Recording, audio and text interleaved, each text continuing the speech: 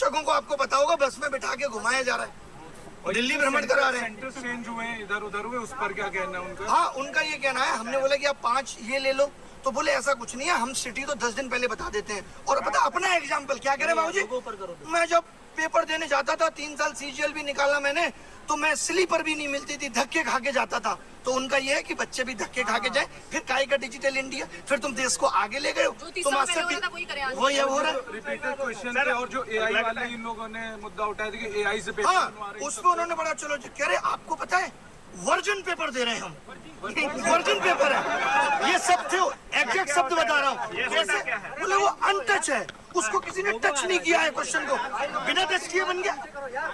मैंने कहा एक पेपर में 5-5 सवाल गलत हो जाते हैं, पता है लोगों को, बड़े ध्यान से सुनना। मैंने कहा एक पेपर में 10-10 सवाल गलत हो जाते हैं। बोले पेपर अनटच है, किसी और को टच कराएंगे कि चेक कर लो एक बार तो गलत हो जाएगा, पेपर आउट होने के चांस है।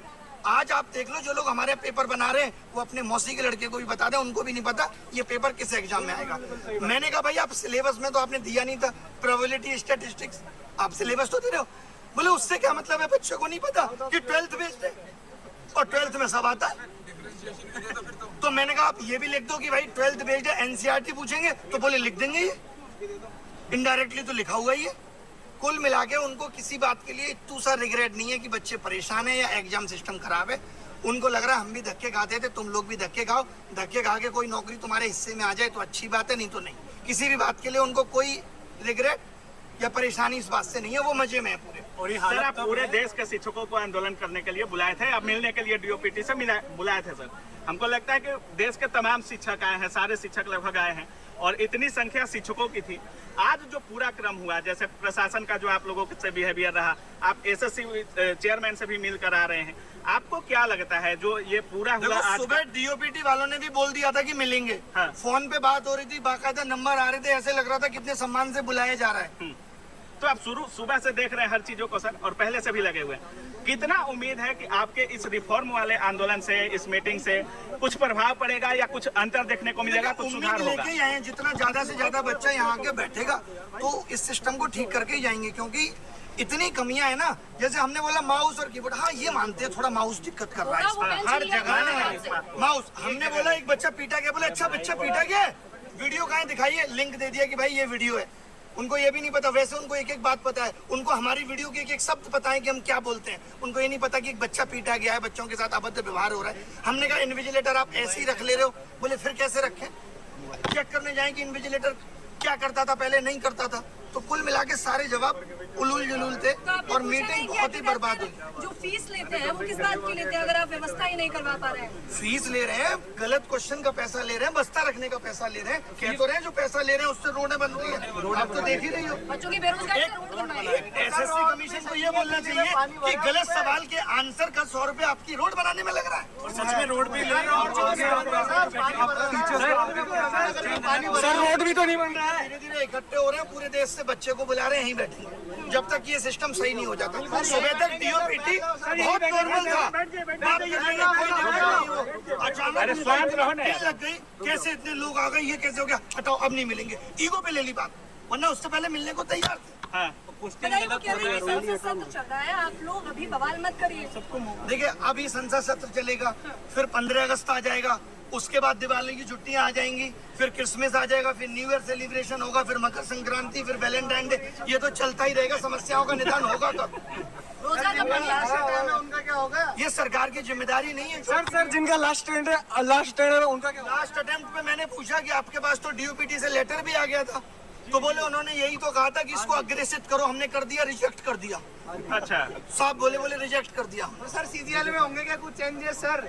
कह रहे CGL बहुत अच्छे से कराएंगे सर कैसे डेट भी तो देते सर डेट भी तो देते। लगा तो उनकी बातों से पोस्टपोन होने वाली बात शायद ना हो, लगा है। लेकिन उन्होंने एक बात और कही, जब आप शुरुआत में आप लोगों ने वीडियो देखा होगा, उन्होंने कहा आंदोलन करने की जगह जंतर मंतर है, तो आप लोग जंतर मंतर आइए वहाँ नहीं। हाँ मतलब ये कि आप जंतर मंतर पे जाके बैठो, अभी आप यहाँ ज्यादा बैठने लगोगे, इनको लगेगा यहाँ बहुत ज्यादा भीड़ हो गई, तो यहाँ भी ये कहने लगेंगे अब यहाँ भी मत बैठो, तो आदमी कहाँ बैठे? सोशल मीडिया की आवाज आप सुन नहीं रहे, तो कैसे भी तो आदमी अपनी आवाज पहुंचाएगा। सरकार इतनी बहरी कैसे हो सकती है? बच्चों के साथ जो अभद्रता की गई उसका क्या जवाब होगा?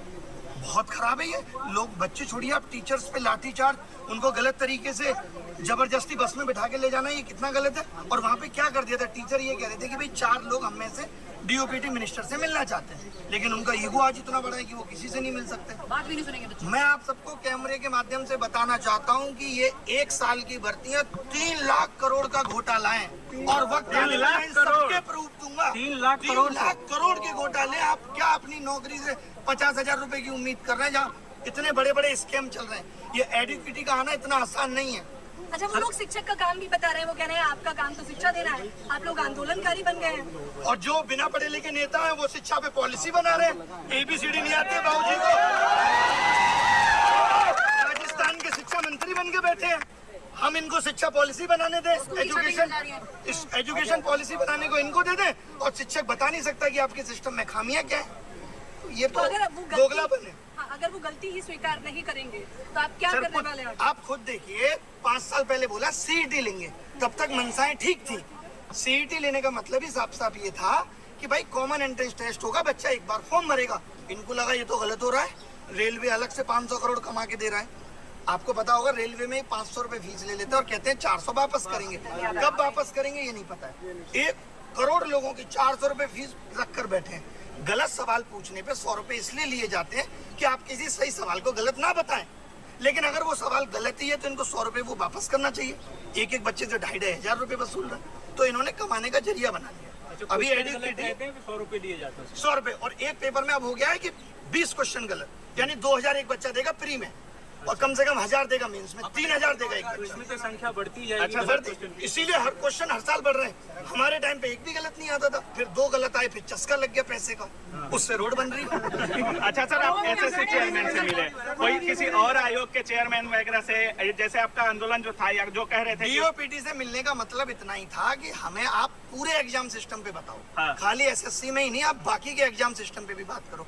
कुल मिला के बात यह है कि सरकार या उनके आयोग इस वक्त विफल हो रहे हैं, क्योंकि जैसे जैसे एस्पिरेंट की संख्या बढ़ी, इन लोगों ने अपने सिस्टम को अपडेट नहीं किया।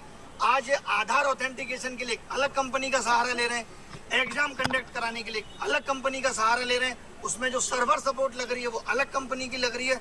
आगे आने वाले वक्त में करप्शन होगा तो आप यही नहीं पता लगा पाएंगे कि किस कंपनी ने लीक किया। शुरू में जब आपने बोला कि हम माथा टेकेंगे गुरुद्वारा में, तो वहाँ जितने शिक्षक जा रहे थे वो उनका कहना था कि वहाँ खोज रहे हैं कि अभिनय शर्मा कौन है। मतलब वही गुरुद्वारा में माथा टेकना जितना मुश्किल हो गया है कि टीचर जाके 50-60 गुरुद्वारे में माथा नहीं टेक सकते। कोई बच्चा तो वहाँ था नहीं। आपको क्यों खोज रहे थे लोग?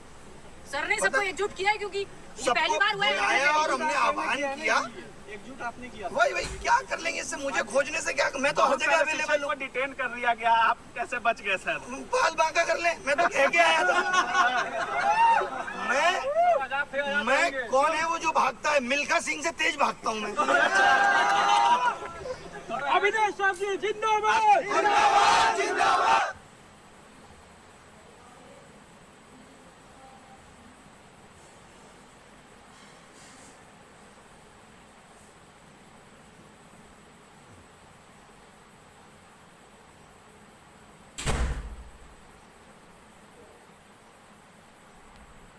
ये मत करो, प्लीज मत करो। हम लोगों को शांति से यहाँ बैठना है, शांति से यहाँ बैठना है। जब तक बैठना है, जब तक मांगे नहीं मानी जाएंगे। पूरे देश के युवा को बुलाना है। कमाल की बात ये है कि सब लोग आ जाए, चाहे वो रेलवे 7 साल से शिक्षक भर्ती नहीं आई। बताओ, बेटा है की बातचीत में कहीं आपको लगा कि मोदी जी को ढीला करना है। कहीं नहीं, कोई भी ऐसा आश्वासन नहीं था जो ठीक मिला। टोटल इलॉजिकल थी। उनको अपना बताना था हम 16 घंटे काम कर रहे हैं, 8 घंटे सो रहे हैं। फिर ध्यान में आया उनको, नहीं 2 घंटे तो और भी कुछ कर रहे हैं। फिर बोले 14 घंटे काम कर रहे हैं। तो उन्होंने बस यही कहा, हम बहुत काम कर रहे हैं बच्चों के लिए, हर एक बच्चे की समस्या को सुन रहे हैं, हर एक बच्चे की समस्या का निदान करने की कोशिश कर रहे हैं। कुल मिला के सरकार, एजेंसी और आयोग तीनों मिले हुए हैं और सबका एक ही उद्देश्य है कि इस तरीके से युवाओं से पैसा वसूला जाए। अच्छा, आप देखो, आप ये आरोप भी लगा कि आप